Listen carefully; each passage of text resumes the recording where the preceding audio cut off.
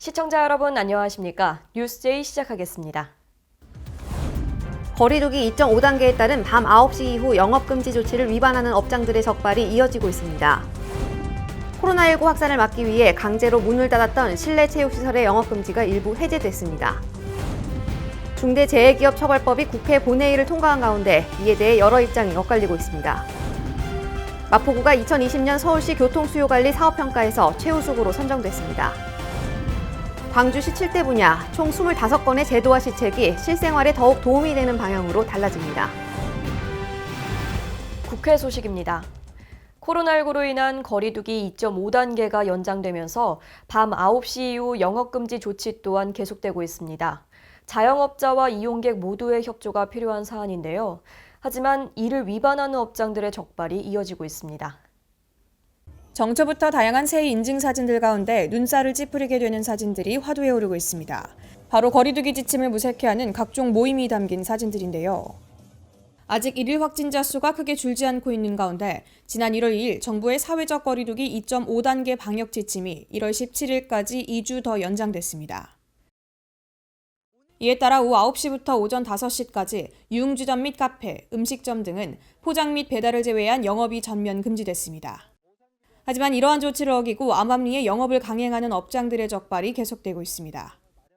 지난 12월 18일부터 1월 3일까지 전국 8,030곳을 대상으로 실시한 특별점검 추진 결과가 지난 5일 발표됐습니다. 발표 결과에 따르면 이번에 적발된 방역수칙 위반 건수는 총 703건, 이 중 92.3%에 달하는 649건은 현지 시정 조치를 취했으며 사안이 중대한 9건은 고발 조치에 들어갔습니다. 이외에 한 건은 2주 영업정지를, 44건은 과태료 부과 처분이 내려졌습니다. 사례별로 살펴보겠습니다. 거리두기 2.5단계로 인한 집합금지 대상이던 경기 성남시의 한 유흥업소는 인터넷 사이트를 통해 사전 예약제로 손님을 받고 점검을 피해 간판불은 끄고 문은 잠근 채 영업을 강행했습니다. 이들의 불법 영업행위는 기습적으로 들이닥친 점검단에 의해 적발됐으며 당시 7개의 룸에서 손님 수십여 명이 함께 술을 마시고 있었습니다. 그 밖에도 새해 첫날 광주의 한 노래 연습장에서도 집합금지 명령을 어긴 채 주류를 판매하며 영업을 한 사실이 적발됐습니다. 이와 같이 각종 업소들은 위 조치에 허점을 노리며 밤 9시 이후에 영업 제한을 피해 방역 지침이 끝나는 시간인 오전 5시부터 영업을 하는 상황입니다. 모두가 조심해야 하는 이 시기 연초 5인 이상의 모임을 가지기보다는 코로나 종식을 위한 멈춤의 기간이 필요한 때입니다. 정부는 코로나19 확산을 막기 위해 강제로 문을 닫았던 헬스장과 수영장 등 실내 체육시설의 영업금지를 일부 해제했습니다. 생계곤란을 호소하는 자영업자들이 방역 불복 시위에 나서자 이를 진화하기 위한 조치입니다. 지난달 8일부터 수도권 사회적 거리두기 2.5단계가 두 차례나 연장됐습니다. 학원과 헬스장, 그리고 노래 연습장 등 자영업자들은 생계곤란을 겪으며 반발이 터져나왔습니다. 정부는 지난 4일부터 돌봄 공백 해소를 이유로 태권도와 검도 등 7개 체육시설만 영업을 허용하는 방안을 내놨습니다. 유도와 권투체육관은 되고 주짓수와 킥복싱 체육관은 문을 열 수 없는 상황이 벌어진 것입니다. 이에 대해 형평성 논란이 일자 헬스장 업주들은 공개적으로 반발하며 헬스장 오픈 시위를 벌였습니다. 돌봄에 있어서의 부담들이 너무 커지다 보니까 돌봄 기능을 가지고 있는 학원들을 좀 부분적으로 완화해 준 조치입니다. 정부는 이런 조치가 돌봄 기능에 있다고 설명했습니다. 반발이 커지자 결국 정부는 태권도와 같은 조건을 적용해 헬스장과 골프 연습장, 테니스장 등 모든 실내 체육시설에 대해 동시간대 사용 인원을 9명으로 제한하는 조건으로 운영을 허용하기로 했습니다. 하지만 정부의 대책 발표가 오히려 헬스장 업계 종사자들을 더 반발하게 만들었습니다.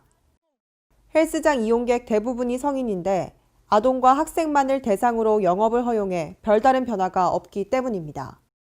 손실이 보장되지 않는 영업정지로 인해 정부의 방역 조치에 반발하는 자영업자들이 하나둘씩 늘어나고 있습니다.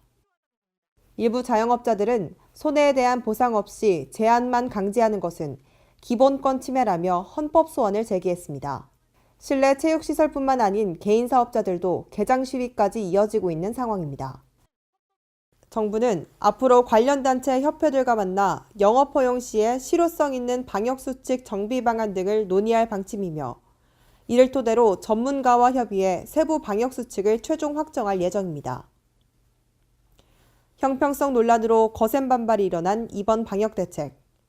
정부는 현실에 맞는 방역 수칙을 만들어 자영업자들의 갈증을 해소할 수 있도록 노력해야 할 것입니다. 노동자가 산업 현장에서 다치거나 죽는 사고가 났을 때 사업주의 처벌을 강화하는 취지의 중대재해처벌법 등에 관한 법률이 지난 8일 국회 본회의를 통과했습니다. 이에 대해서 여러 입장이 엇갈리고 있는 모습인데요. 자세한 내용 전해드립니다.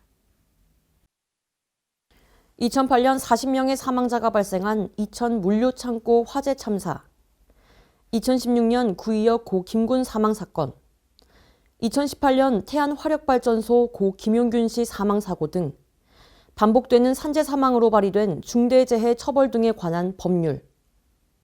중대재해 처벌 등에 관한 법률은 대형재해 사건이 특정한 노동자 개인의 위법 행위의 결과가 아닌 기업 내 위험관리 시스템의 부재, 안전 불감, 조직 문화 등의 문제가 제기돼 사업주의 책임과 이에 따른 처벌을 강화하는 내용을 담고 있는 법안입니다. 2017년 4월 고 노회찬 의원이 20대 국회에서 처음으로 재해에 대한 기업 및 정부 책임자 처벌에 관한 특별법을 발의했습니다. 그 후 2020년 6월 20일 강은미 의원이 위 내용을 포함한 제정안을 대표 발의했으며 2021년 1월 6일 여야가 최종 합의안을 내놓았습니다. 강 의원의 안은 사업주 또는 경영 책임자가 자신이 운영하는 회사나 영업장 등에서 사람이 다치지 않도록 의무를 다하지 않은 경우 3년 이상의 징역 또는 최소 5천만 원에서 최대 10억 원의 벌금형에 처하는 내용을 담고 있으며 박주민 의원의 안은 2년 이상의 징역 또는 5억 원 이상의 벌금형, 2021년 1월 6일 여야 간의 최종 합의안으로 징역형은 1년 이상, 최대 10억 원의 벌금형에 처하도록 하는 내용이 담겨 있습니다. 징역형의 하한선은 낮아졌지만 비교적 높아진 벌금 상한으로 선고할 수 있도록 했는데요. 한편 이번 합의안을 두고 정의당 측은 해당 법 제정과 관련 국회에서 5인 미만 사업장을 적용 대상에서 제외한 것에 대해 7일 철회를 촉구했습니다. 그러나 더불어민주당 백혜련 의원은 정부안에 대해 법률적으로 문제가 됐던 내용들이 상당 부분 해소된 것으로 보인다며 처벌 강화 주장도 그럴 수 있다고 보지만 정부는 각계각층의 입장을 종합하고 취합할 수밖에 없는 고충이 있다라고 7일 밝혔습니다. 국회는 지난 8일 본회의에서 266명이 참석한 가운데 찬성 164명, 반대 44명, 기권 58명으로 중대재해 처벌 등에 관한 법률을 가결했습니다. 지금까지는 산업재해가 나면은 대표이사, 그러니까 가장 중요한 책임자가 처벌받는 거라든가 아니면 하청보다 훨씬 힘이 센 원청이 처벌받는 상황이 아니었거든요. 근데 이제는 경영의 총책임자나 그다음에 하청에게 사업을 준 원청도 처벌받을 수 있음으로 인해서 실질적으로 산업재해에 대해서 기업과 대표이사가 관심을 갖게 되는 법이다. 이게 본질입니다. 진통 끝에 통과된 중대재해 처벌 등에 관한 법률. 하지만 아직도 불만의 목소리가 그치지 않고 있는데요. 법안의 본질에 맞는 변화를 기대해 보겠습니다. 올해부턴 많은 제도들이 달라지는데요. 기획재정부는 2021년부터 이렇게 달라집니다 책자를 발간하면서 바뀌는 제도에 대해 자세하게 기록했습니다. 어떤 것들이 새해 달라지는지 주요 변화들 살펴보겠습니다. 지난해 고등학교 2, 3학년을 대상으로 시행됐던 고교 무상교육이 올해에는 고 1학년까지 포함돼 모든 고등학생이 입학금, 수업료, 운영지원비, 교과서비 등을 지원받게 됩니다. 국방 분야에서는 이병 45만 9,100원, 병장 60만 8,500원 등 병사 월급이 평균 12.5% 인상됐습니다. 또한 학력에 따른 병역 처분 기준이 폐지되면서 신체 등급 1에서 3급이면 모두 현역병 입영 대상입니다. 소득 하위 40에서 70% 대상자의 기초연금 지급 규모가 월 최대 30만 원으로 확대됐습니다.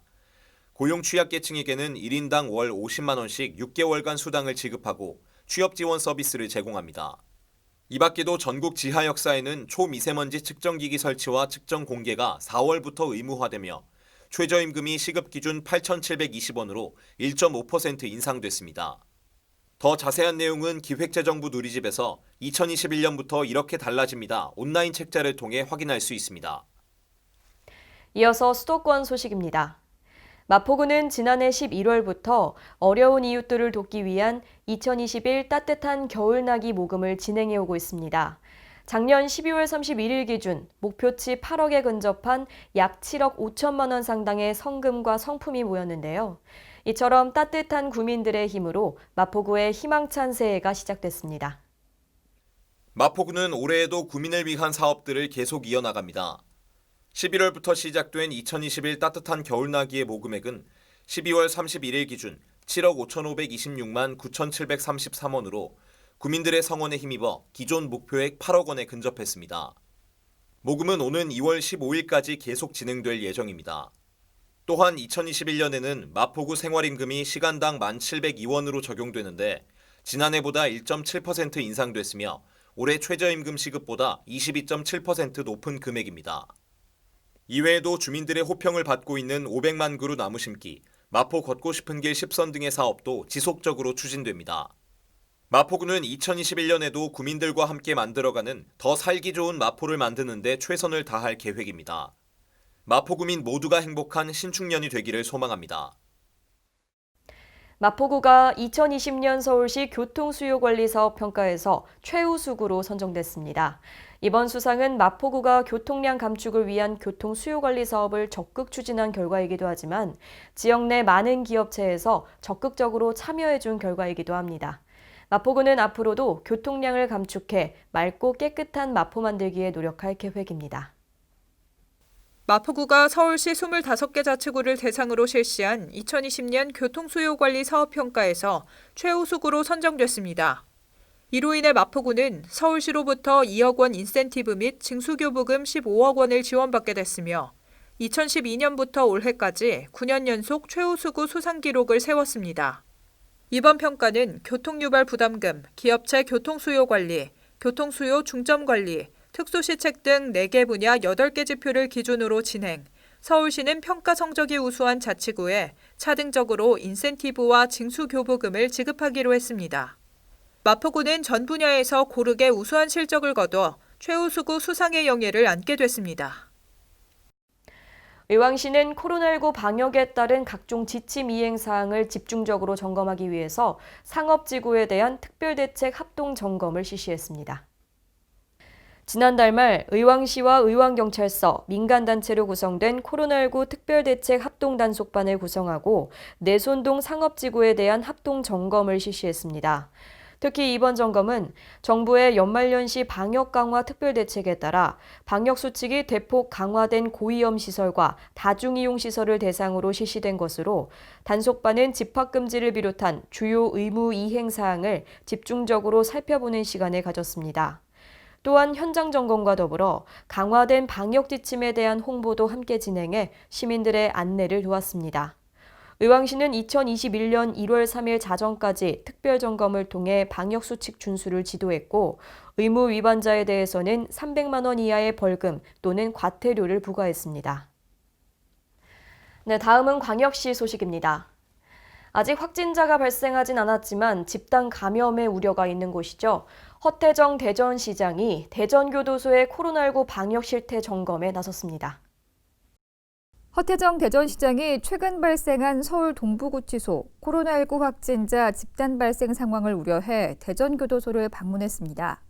이날 허 시장은 대전교도소의 코로나19 방역 실태를 집중 점검하고 선제적인 방역 조치의 중요성을 강조했으며 근무자들을 만나 건의사항에 대한 의견을 나눴습니다.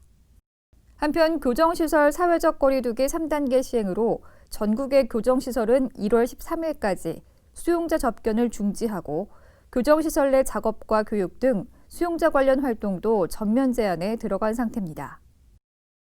매주 수요일 지역 예술가들의 다채로운 공연을 만날 수 있는 시간이죠. 수요 브런치 콘서트가 2021년에는 줌을 통한 라이브 중계로 진행됩니다. 대전시가 수요 브런치 콘서트를 1월 6일부터 12월까지 운영합니다. 2021년 수요 브런치 콘서트는 공휴일을 제외한 매주 수요일 오전 11시부터 12시까지 시청 20층 하늘마당에서 클래식, 국악, 퓨전음악 등 다양한 장르의 공연으로 진행될 예정입니다. 또한 지난해와 마찬가지로 무관객 온라인 공연으로 진행되며 2021년에는 공연을 직접 관람하지 못하는 시민들을 위해 실시간 소통이 가능한 줌을 통한 라이브 중계를 실시합니다. 한편 수요 브런치 콘서트에 대한 자세한 공연 일정은 대전시청 홈페이지 행사 안내에서 확인할 수 있습니다. 2021년 새해부터 광주시 7대 분야 총 25건의 제도와 시책이 실생활에 더욱 도움되는 방향으로 달라집니다. 2021년에는 광주 출생육아 수당을 확대 지원하고 최중증 발달장애인 융합 돌봄센터를 운영합니다. 주민들의 납세 편의 증진을 위해 복잡한 주민세 과세 체계를 통합하는 등 형식적인 변화가 아닌 실생활에 도움이 되는 방향으로 달라지게 됩니다. 시민이 살기 좋은 광주를 만들기 위해 2021년 7대 분야 총 25건의 제도와 시책의 변화를 모색했습니다. 특히 복지 분야에서 기초생활보장제도 보장성을 강화하고 아이나 키우기 좋은 광주를 만들기 위해 임산부, 출산, 보육료 등의 혜택을 확대 시행할 예정입니다. 환경 분야는 대기 환경 개선 및 소음 관리를 위해 이륜 자동차의 정기 검사 대상을 중소형까지 확대합니다. 또 주택용 소방시설을 일반 계층까지 확대 지원하고 농기계 종합보험료에 농업인 부담금을 경감 지원하는 등 다양한 분야에서 시민의 더 나은 삶을 위한 정책을 시행합니다. 실생활에 도움이 될 새해부터 달라지는 제도와 시책의 더 자세한 사항은 광주시 홈페이지 공지사항을 통해 확인할 수 있습니다. 다음은 강원도 소식입니다. 강릉시가 코로나19 유행 규모를 최대한 축소하는 것을 목표로 정하고 사회적 거리 두기 2단계를 1월 17일까지 연장합니다. 정부의 사회적 거리 두기 방안에 따라 비수도권 2단계 연장 조치 결정에 맞춰 강릉시는 1월 17일 24시까지 거리 두기 2단계를 운영합니다. 5명 이상 사적인 모임 금지와 유흥시설 5종 집합 금지, 노래방, 실내 체육시설 등 일반 다중이용시설은 저녁 9시부터 다음 날 오전 5시까지 운영을 중단합니다. 식당 등 일반 음식점은 오후 9시 이후부터 포장과 배달만 허용됩니다. 또 강릉시는 주민센터와 강릉시 보조금 지원단체에서 운영하는 문화 교육 강좌 등의 프로그램을 중단하기로 했습니다. 지난 12월 28일 국토교통부가 주관하는 2021 도시재생 예비사업 공모에 평창군 대화면과 진부면 2개소가 선정됐습니다. 도시재생 예비사업은 지역 주민이 자발적으로 계획을 수립하고 소규모 전단위 사업에 참여하도록 해 주민이 도시재생 사업의 주역이 될 수 있도록 지원하는 사업입니다. 평창군은 2021 도시재생 예비사업에 선정돼 국비 2억여 원을 지원받습니다. 한편 평창군 도시재생지원센터는 주민협의체 구성을 통해 주민 역량을 강화했습니다. 이번 공모 선정을 계기로 평창 뉴딜 정책에 큰 역할을 하고 향후 사업 추진을 통해 주민의 삶의 질 개선 및 지역경제 활성화에 이바지할 것으로 기대하고 있습니다.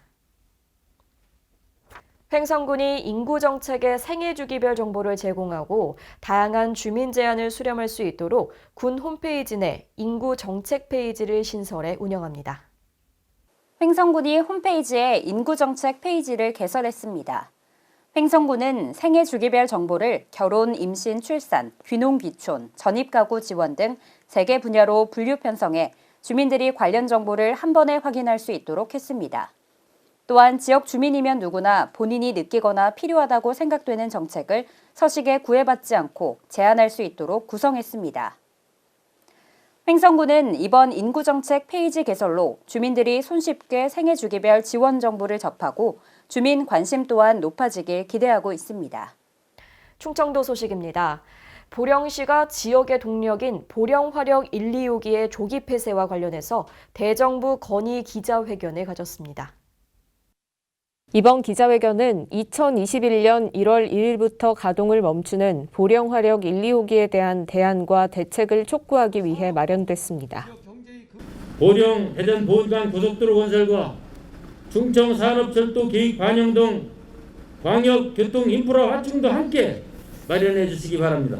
아울러 고용위기 지역과 산업위기 대응 특별지역 지정을 통해서 한순간에 일자리를 잃게 되는 근로자 및 실직자 등의 생계 안전과 재취업 지원, 지역 소상공인 및 중소기업의 경영 안정과 경쟁력 강화를 위한 지원도 잊지 말아 주시기 바랍니다. 보령시는 1, 2호기 폐쇄로 인구 342명과 연간 44억 원의 지방세 수입, 41억 원의 소비 지출이 감소한다는 점을 피력했습니다. 이를 위해 보령시는 장항선 개량 2단계 철도공사, 자동차 튜닝 산업 생태계 조성, 산업위기 대응 특별지역 지정 등 총 13개 사업을 건의했습니다. 마지막으로 시민 여러분께 부탁드립니다.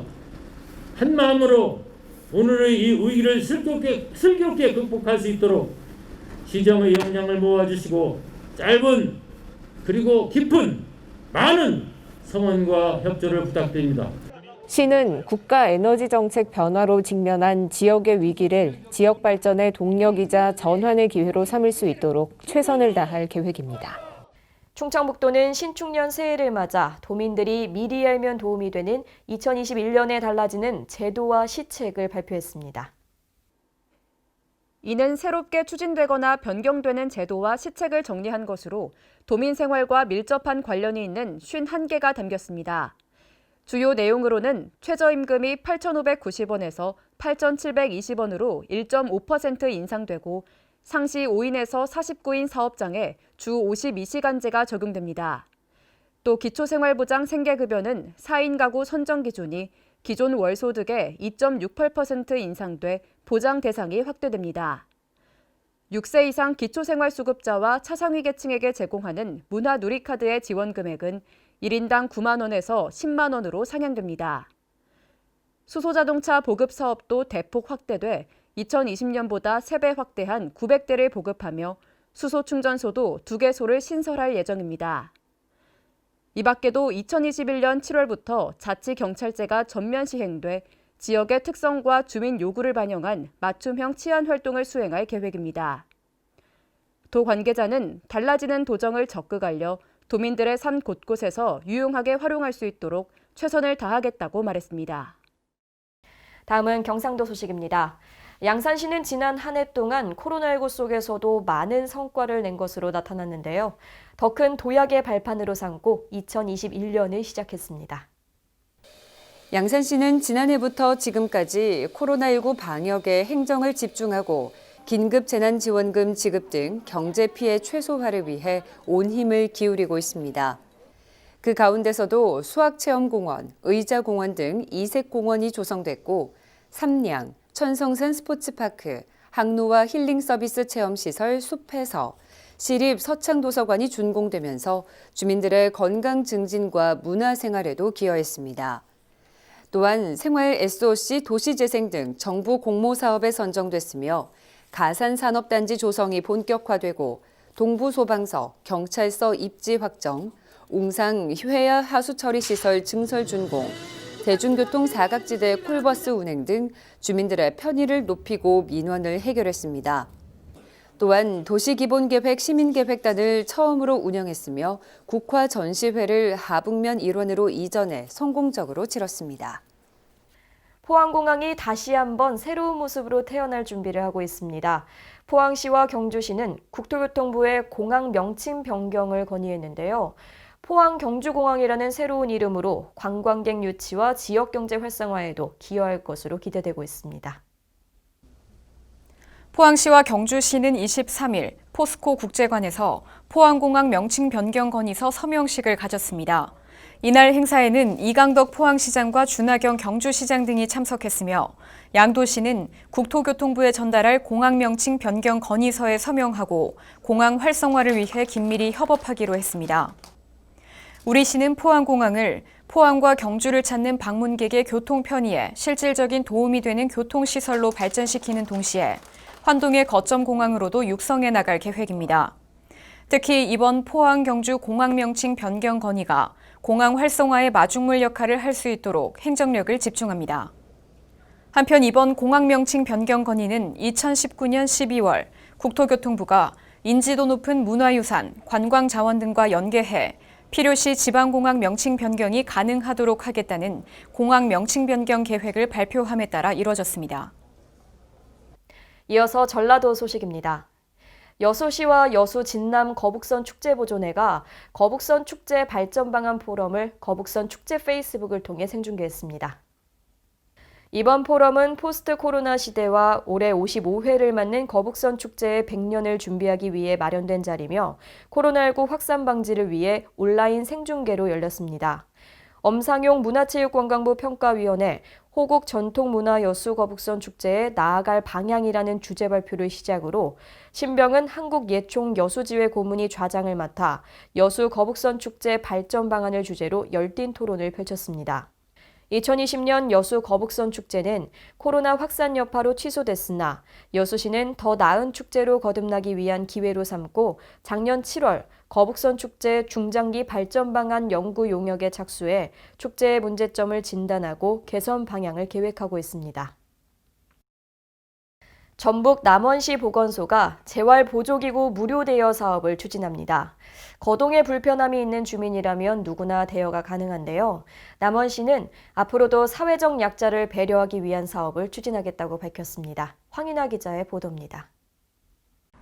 전북 남원시 보건소가 관내 거동이 불편한 주민들의 이동 편의 제공을 위해 재활보조기구 무료 대여 사업을 추진합니다.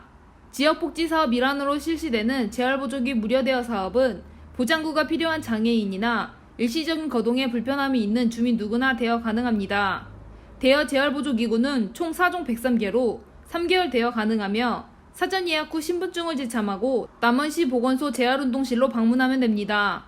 남원시 관계자는 재활보조기구 무료 대여 사업이 일시적으로 생활에 불편함을 겪는 주민들에게 도움이 되길 바란다며 앞으로도 사회적 약자를 배려하기 위한 사업을 추진하겠다고 말했습니다. 지금까지 전북에서 황인아였습니다.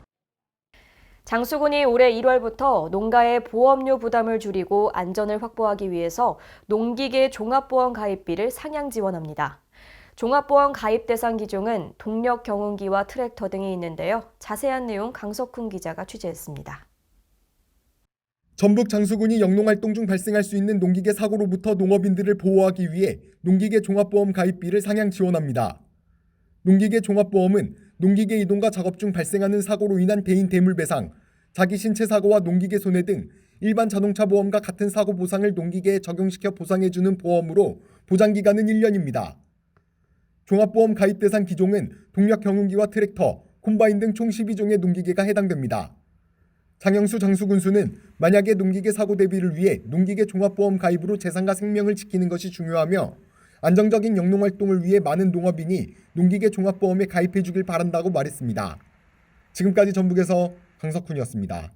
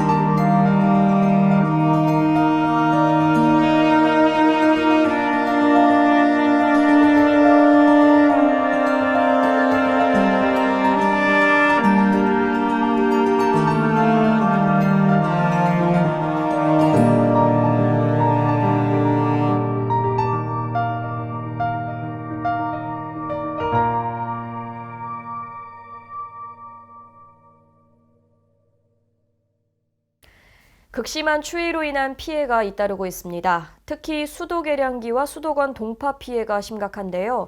각 가정에서는 계량기함의 보온 상태를 다시 한번 점검해 주시기 바랍니다. 이상 뉴스제이 마칩니다. 시청해 주신 여러분 고맙습니다.